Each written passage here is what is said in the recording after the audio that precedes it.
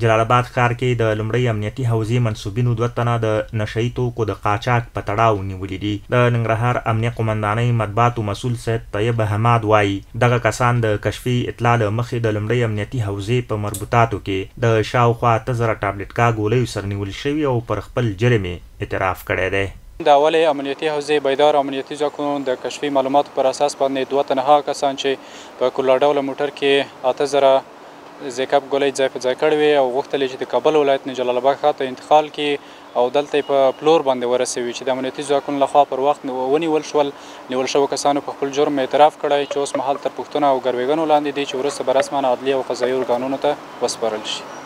نیول شوی کس وایي دغه ګولۍ له مرکز کابل څخه جلال آباد ښار ته د پلور په موخه راوړې وې چې د لومړۍ حوزې مجاهدینو لخوا ونیول شو. از کابل 2 نفر همراه یک اراده موتر کرولا به مقدار زیکاپ جاسازی کرده بودیم. از طرف نیروهای حوزه اول پلیس گرفتاری شدیم.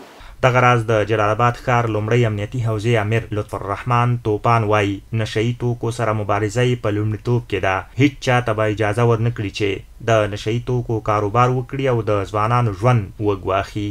هغه خلک چې زموږ د نظام په خلاف بندي وي، زموږ ولسونه ځوروي، امنیت ګډوډوي، که مخدر وي که غله وي، نو موږ هغو دپاره د امنیت دپاره شپه ورځ د دې ولسونو دپاره خدمت کوو. او دغه مخدر خو داسې یو شی دی، دغه ټابلیټ ګولۍ یا زیکاپ ګولۍ موږ دا انشاءالله نیولي دي، نورې به هم نیسو. دا د انسانانو ژوند تباه کوي، زموږ د ځوانانو ژوند خرابوي. 15 ورځې مخکې هم د جلال آباد ښار لومړی امنیتي حوزې ځواکونو 2 تنه د 14,000 زیکاپ ګولیو سره نیولي وو چې د مرکز کابل څخه یې جلال آباد ښار ته راوړې وې.